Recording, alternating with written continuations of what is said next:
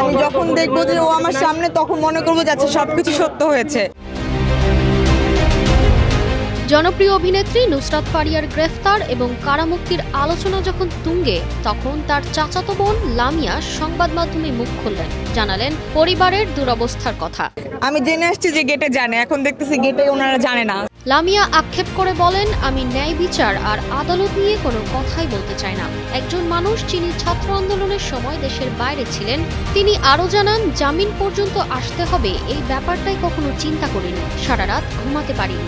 ওর মতো ইনোসেন্ট মানুষের এই জিনিস ফেস করতে হবে আমরা ভাবিনি। টানা সপ্তমবারের মতো বেস্ট টিস্যু পেপার ব্র্যান্ড হিসেবে স্বীকৃতি পেয়েছে বসুন্ধরা টিস্যু। জামিন পর্যন্ত আসতে হবে এই ব্যাপারটাই তো কখনো চিন্তা করি না। এখন সন্তুষ্ট অসন্তুষ্ট এটা কি বলবো, সারা রাত ঘুমাইতে পারিনি ভাইয়া।